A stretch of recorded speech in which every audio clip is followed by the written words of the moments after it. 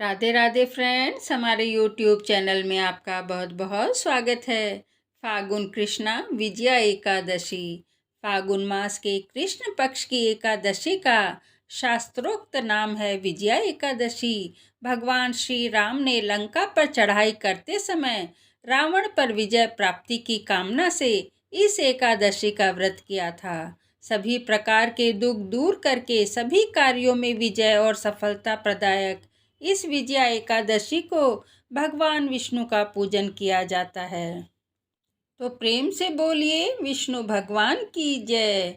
धर्मराज युधिष्ठिर बोले, हे जनार्दन, फागुन मास के कृष्ण पक्ष की एकादशी का नाम क्या है तथा उसकी विधि क्या है, सो सब कृपा पूर्वक कहिए। श्री कृष्ण भगवान बोले, हे राजन, फागुन मास के कृष्ण पक्ष की एकादशी का नाम विजया है। उसके व्रत के प्रभाव से मनुष्य को विजय मिलती है। उस विजया एकादशी के महात्म्य के श्रवण व पठन से समस्त पाप नष्ट हो जाते हैं। एक समय देव ऋषि नारद ने जगत पिता ब्रह्मा जी से पूछा, हे ब्रह्मा जी, आप मुझे फागुन मास के कृष्ण पक्ष की विजया नामक एकादशी का व्रत विधान बतलाइए। ब्रह्मा जी बोले, हे नारद, विजया एकादशी का व्रत प्राचीन तथा नए पापों को नष्ट करने वाला है। इस विजया एकादशी की विधि मैंने आज तक किसी से नहीं कही है। यह समस्त मनुष्यों को विजय प्रदान करती है।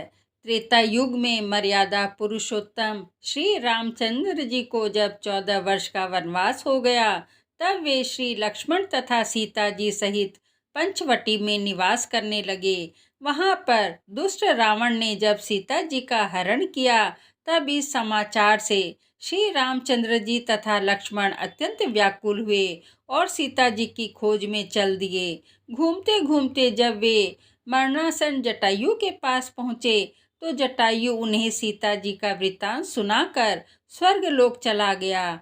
कुछ आगे जाकर उनकी सुग्रीव से मित्रता हुई और बाली का वध किया। हनुमान जी ने लंका में जाकर सीता जी का पता लगाया और उनसे श्री रामचंद्र जी एवं सुग्रीव की मित्रता का वर्णन किया। वहां से लौटकर हनुमान जी श्री रामचंद्र जी के पास आए और सब समाचार कहे। श्री रामचंद्र जी ने वानर सेना सहित सुग्रीव की सम्मति से लंका को प्रस्थान किया। जब श्री रामचंद्र जी समुद्र के किनारे पहुंचे, तब उन्होंने मगरमच्छ आदि से युक्त उस अगाध समुद्र को देखकर लक्ष्मण जी से कहा कि समुद्र को किस प्रकार पार कर सकेंगे। श्री लक्ष्मण जी बोले, हे राम जी, आप आदि पुरुष पुराण पुरुषोत्तम हो। यहाँ से करीब आधा योजन की दूरी पर कुमारी द्वीप में बक दालभ्य नामक के मुनि रहते हैं। उन्होंने अनेकों नाम के ब्रह्मा देखे हैं। आप उनके पास जाकर इसका उपाय पूछिए। लक्ष्मण जी के वचनों को सुनकर श्री रामचंद्र जी बक दालभ्य ऋषि के पास गए और उनको प्रणाम करके बैठ गए।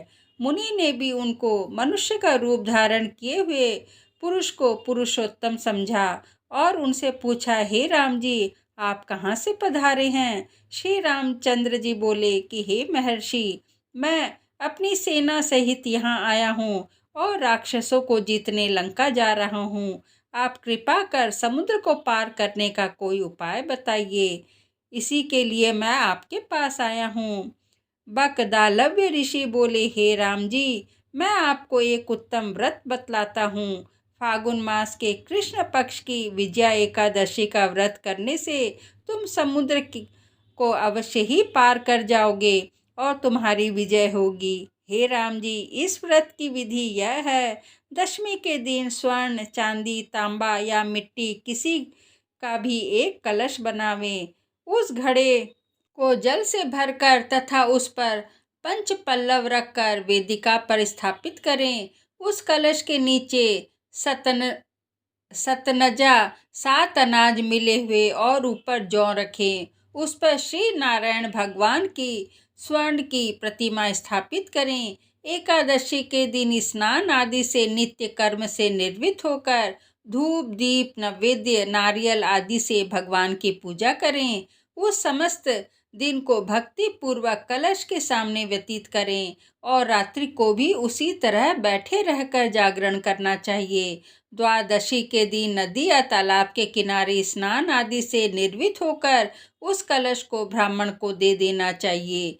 हे राम, यदि तुम इस व्रत को सेनापतियों के साथ करोगे तो अवश्य ही विजय होगी। श्री रामचंद्र जी ने मुनि की आज्ञा अनुसार विधि पूर्वक विजया एकादशी का व्रत किया और इसके प्रभाव से दैत्यों के ऊपर विजय पाई। अतः हे राजन, जो मनुष्य उस व्रत को विधि पूर्वक करेगा उसकी दोनों लोकों में विजय होगी। श्री ब्रह्मा जी ने नारद जी से कहा था कि हे पुत्र, जो इस व्रत का महात्म्य सुनता है उसको वाजपेयी यज्ञ के फल की प्राप्ति होती है। जय श्री कृष्णा।